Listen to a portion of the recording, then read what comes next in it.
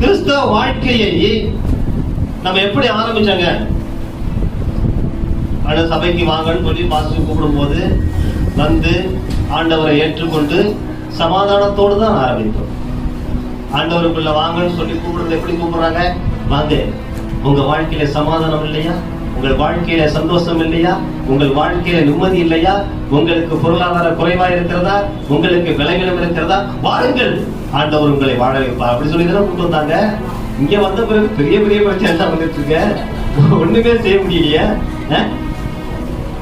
உலகத்துல வாழ்ந்திருந்தா கூட எப்படியாவது தட்டு தடுமாறி அக்க போய் சித்தப்பாட்ட போய் பெரியப்பாட்ட போய் மாமாட்ட போய் மச்சான்ட்ட போய் எதையாவது கேட்டு வாங்கியாவது நாங்க என்ன செய்வோம்? காலத்தை ஓட்டுவோம்.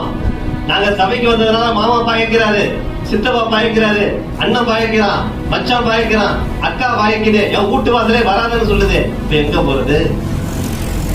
பாஸ்டர் ஏதாவது கேட்கலாம்னு பார்த்தா பாஸ்டரும் பொருளாதாரத்துல ரொம்ப குறைவா தான் இருக்கிறாரு, கொடுத்து உதவ மாட்டாரு, ஜெபம் தான் பண்றாரு. என்ன பண்றது?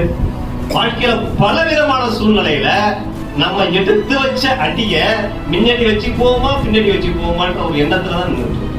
காரணம் எல்லாவற்றுக்கும் சோதனை தான் காரணம். வாசியுங்கள் யாக்கோபு 1:13. சோதிக்கப்படுகிற எவனும் நான் தேவனால் சோதிக்கப்படுகிறேன் என்று சொல்லாதிருப்பானாக. தேவன் பொல்லாங்கினால் சோதிக்கப்படுகிறவர் அல்ல, ஒருவனையும் அவர் சோதிக்கிறவரும் அல்ல.